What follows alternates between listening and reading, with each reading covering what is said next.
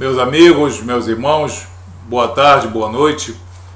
Nós estamos aqui para mais uma reflexão na Palavra de Deus e eu escolhi hoje uma breve passagem em 1 Samuel, capítulo 8, quando os israelitas pedem um rei. Nessa época, Samuel era um grande líder do povo, mas o povo, de coração endurecido, ainda não havia percebido o poder de Deus sobre esse povo, a necessidade de Deus sobre esse povo. Eles foram a Samuel pedir um rei, que fosse de acordo com as outras nações. Nós queremos um rei que seja um homem forte, um homem poderoso e que nos direcione segundo a força do seu braço e segundo a força da espada, como fazem as outras nações. E o povo se dirigiu a Samuel. Em 1 Samuel capítulo 8, os israelitas pedem um rei. Tendo Samuel envelhecido, constituiu seus filhos por juízes sobre Israel. O primogênito chamava-se Joel, o segundo Abias, e foram juízes em Berseba. Porém, seus filhos não andaram pelos caminhos dele, antes se inclinaram à avareza e aceitaram subornos e perverteram o direito. Então os anciãos todos de Israel se congregaram e vieram a Samuel a Ramá. E lhe disseram: Vê, Samuel, já estás velho e teus filhos não andam nos teus caminhos. Constitui-nos, pois, agora um rei sobre nós, para que nos governe como o tem todas as nações. Porém, esta palavra não agradou a Samuel, quando disseram: Dá-nos um rei para que nos governe. Então Samuel orou ao Senhor. Amém? Você veja então qual foi a reação de Samuel. Samuel era um homem capacitado, um homem espiritual, um grande líder. Ele era sacerdote, ele era profeta, ele era juiz, ele era também um homem do campo civil, era um grande administrador e um homem de batalhas também. Nós vemos então que Samuel era um homem de uma muito grande envergadura perante Deus e de uma grande envergadura perante os homens.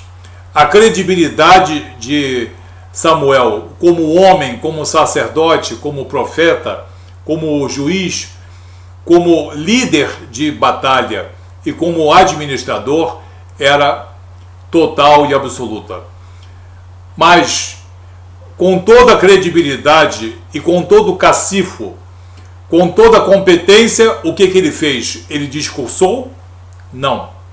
Ele poderia ter feito um belo discurso ali. Ele poderia ter, frente aos anciãos, apresentado os diversos argumentos a favor de Deus, a favor da autoridade de Deus, e fazer uma crítica, uma exortação a essa conduta. Porém, como típico homem de Deus, extremamente capacitado e com grande cabedal, ele não discursou, ele não argumentou, ele calou-se e colocou-se perante Deus. Sim, Samuel, com toda a sua estrutura, com toda a sua credibilidade, com a sua autoridade e com o seu poder. A primeira coisa foi colocar a situação perante Deus. Ele conhecia a gravidade da situação. E como o povo estava querendo sair da presença de Deus e buscar a força do braço do homem. Ele compreendeu logo a gravidade dessa situação e colocou-se em oração aos pés de Deus. Ele não argumentou por quê, se ele sabia argumentar. se ele tinha autoridade e tinha legitimidade, se tinha sido juiz em Israel, se era profeta, se era sacerdote, homem de guerra, por que ele não abriu a sua boca? Justamente por ser um homem temente a Deus. Por ser um homem absolutamente dependente da vontade, da intervenção soberana de Deus em sua vida. Por isso ele era capacitado. Não apenas pelos seus dotes humanos, mas pela atuação de Deus na vida de Samuel. E um verdadeiro homem de Deus faz o que Samuel fez. Calou-se e colocou-se perante Deus. Será que nós, homens e mulheres cristãos, temos feito isso de maneira rotineira? A começar por mim, não estou dizendo que seja o seu caso, mas quantos cristãos nesse país têm depositado o seu presente e o seu futuro espiritual na oração? Nós gostamos de argumentar, de apresentar o dispositivo A, o dispositivo B, o consenso A, o consenso B, certo protocolo, certa doutrina, certo estatuto. Nós, homens e mulheres, gostamos de argumentar. E muitas vezes, com todos esses argumentos, nós só nos dividimos. E só trazemos contenda. E só trazemos confusão e não raramente escândalo. Quantos dos cristãos nesse país têm se colocado em oração, como fez Samuel, sempre que nós estamos em uma contenda, sempre que nós enfrentamos uma situação litigiosa, quando nós estamos em dúvida, para nos capacitarmos para uma missão, para um evangelismo? Quantos de nós cristãos creem que tem um Deus que habita dentro de si? Quantos de nós cristãos que estamos preocupados com a ortodoxia e com a liturgia? Quantos de nós ainda cremos que temos um Deus sobre nossa cabeça? Será que nós temos nos prostrado em oração? Ou afinal de contas, Deus não atende às nossas orações? Sim, atende. Deus sempre atende, de algum modo, em algum momento, de alguma forma, ao homem e à mulher que são tementes à intervenção soberana de Deus em suas vidas. E todo homem e toda mulher que se prostra de joelhos perante Deus e pede a direção de Deus, consegue. Consegue sim. E se o cristianismo acreditasse mais na oração, se os homens e mulheres cristãos nesse país se preocupassem menos com outras coisas que são secundárias ou até mesmo terciárias e priorizassem a oração, o curso do evangelho nesse país seria muito melhor, muito mais célere e muito mais forte, muito mais conquistador de almas, muito mais conquistador de vidas. Será que nós cristãos temos sido um povo de oração? Ou estamos mais preocupados com outras coisas? E você sabe o que eu quero dizer. Muitas vezes nós vamos ao culto, nós vamos ao templo, estamos muito preocupados com o que os outros vão dizer ou com o que nós temos a falar. Qual vai ser a aprovação de fulano ou qual vai ser a aprovação de Beltrano? Mas antes de sair de casa, o que Deus está achando disso tudo? Será que nós, líderes, evangelistas, pastores, professores de escola bíblica, dirigentes de todo tipo, todos os homens e mulheres cristãos, será que nós temos orado como fez Samuel? Ou será que nós acreditamos no nosso cabedal, no nosso status? Afinal de contas, eu tenho 30 anos de evangelho, afinal de contas, Deus me conhece há 50 anos, porque eu sou um membro importante na nossa congregação, eu cumpro com todos os requisitos que são exigidos pelo nosso estatuto, eu sou um crente que cumpre todos os ditames? Mas será que nós temos cumprido a vontade de Deus, que é nos colocarmos em oração? Sim, nos colocarmos em oração porque os tempos são maus. Jesus disse: orai, vigiai e orai. O maior exemplo de homem de oração foi Jesus. Não estou dizendo que tenha sido Samuel. O maior homem, o maior poder espiritual no céu e na terra, Jesus Cristo, quando o homem foi um homem de oração. E repreendeu a muitos de seus discípulos que muitas vezes não oravam, muitas vezes adormeciam. E Jesus era um homem de oração. Samuel deu aqui um exemplo que, apesar de ele ser um homem altamente capacitado, gabaritado, autoconfiante, com prestígio, legitimidade e autenticidade, moral e espiritual, perante Deus e perante o povo, ele priorizou a vontade de Deus. E Deus respondeu a Samuel. Temos no verso 7 a resposta de Deus a Samuel. Disse o Senhor a Samuel: atende a voz do povo em tudo. Atende a voz do povo em tudo. Tudo quanto te diz, pois não te rejeitou a ti, mas a mim, para eu não reinar sobre ele. Então Deus disse: Samuel, fica tranquilo. Fica tranquilo, meu servo. Faz o que esse povo de dura cerviz e coração de pedra está querendo que você faça. Vamos conceder um rei para eles e vamos ver as consequências disso. E a consequência disso foi a escolha do rei Saul. A princípio, um mar de rosas, depois aquele grande fracasso. Então, é preciso que nos dias de hoje, no século XXI, o poder da oração, a necessidade de oração, seja reconhecido por nós, homens e mulheres cristãos, principalmente quem estiver na liderança. Você acha que orar 2 ou 3 vezes ao dia é muito? Eu particularmente não acho. Isso não é religiosidade, isso é dependência de Deus. Orar.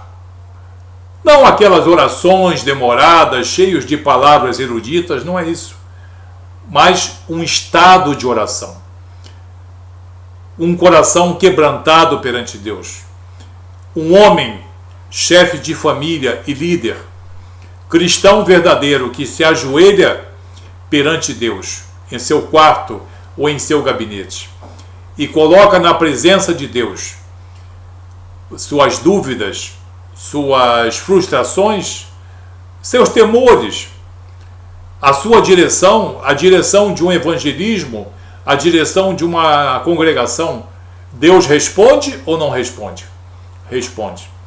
Será que nós cremos ainda nesse Deus que habita dentro de nós e nesse Deus que está sobre nossas cabeças? Se nós estamos acreditando em nosso cabedal, em nosso cacifo, nós estamos muito mal no campo espiritual. Bonitos e bem vestidos, frequentadores assíduos das congregações cristãs. Nós fazemos tudo como deve ser feito, vindo do homem, vindo muitas vezes do gabinete pastoral, vindo do corpo diaconal. Irmão, cumpra isso, cumpra aquilo, faça isso, faça aquilo. Mas será que nós temos pedido a direção de Deus sempre, sempre, todos os dias? Você conhece homens e mulheres cristãos que todos os dias começam orando e terminam o dia também em oração? Orar 3 vezes ao dia não é muito, não. Eu digo isso por experiência pessoal. A todo momento nós precisamos orar, porque nós cristãos temos um privilégio inestimável, que muitas pessoas não entendem, não querem reconhecer e até escarnecem. Deixa eles. Mas nós que sabemos o que é ser cristão, nós também temos uma responsabilidade. Nós também, além de termos esse grande privilégio de sermos homens e mulheres cristãos, nós temos um grande compromisso com Deus. Nós temos muito a dizer e muito a testemunhar. Nós temos muito a representar a esse mundo da vontade de Deus para nós e para esse mundo. E tudo isso tem que começar com oração. Sim, santificação, devoção, cumpramos as ortodoxias, cumpramos as liturgias como estão determinadas. Mas nós temos priorizado a oração? Se nós não temos priorizado a oração, nós estamos numa condição muito frágil. Pode ser que no campo religioso nós estejamos bem, mas no campo espiritual muitos de nós estaremos enfraquecidos, fragilizados. Samuel deu um grande exemplo a todos nós de todas as épocas. Eu, Samuel, tenho todos os argumentos do mundo, porque eu sou um homem de envergadura moral e espiritual perante o povo e perante Deus. Mas nesse momento eu vou priorizar colocar-me perante Deus, para que Deus responda. Então, é o que eu procuro fazer, meu amigo, meu irmão, é o que você também deve procurar fazer. Todos nós cristãos que não temos uma vida de oração, não podemos nos queixar de muitas tribulações que nós passamos. Façamos da oração um instrumento poderoso de atuação de Deus em nossas vidas. Vamos respeitar os homens, mas tem muito homem nesse país, e mulher também, querendo que você seja seguidor de homens. Não. Ser cristão é seguidor de Jesus, é ter a direção do Espírito Santo e da palavra em sua vida. Os homens e as mulheres que nos cercam são importantes e têm que ser respeitados, mas quem merece toda a admiração e a direção de nossa vida é nosso Senhor Jesus Cristo, mediante a palavra, mediante o Espírito Santo e mediante a oração. Vamos orar. Orar todos os dias e mais de uma vez ao dia. Vamos fazer como o módulo ensinado pelo pastor Sami Tippett. Orar de modo rotineiro, inclusive pela nossa família, pelos nossos filhos, pelos filhos dos nossos filhos e pelos netos dos nossos netos. Porque os tempos são maus, muito maus, em todos os setores. E até mesmo o próprio cristianismo, melhor dizendo, as congregações cristãs vivem dificuldades de todo tipo. Há sim uma discriminação e há uma perseguição. Existe uma verdadeira aversão ao evangelho da verdade. E nós estamos nessa, porque o evangelho da verdade está em nosso entendimento e em nossa boca. Então, nós enfrentamos dificuldades e nós só vamos continuar nesse caminhar com mais firmeza, mais céleres, se nós formos homens e mulheres dependentes de Deus através de uma oração. Samuel é o exemplo típico do homem que priorizou a vontade de Deus em sua vida. Amém? Que Deus abençoe você, faça da oração diária um instrumento poderoso de comunhão com Deus e de direção pelo Espírito Santo de Deus. Que Deus abençoe você. Até o próximo vídeo. Muito obrigado.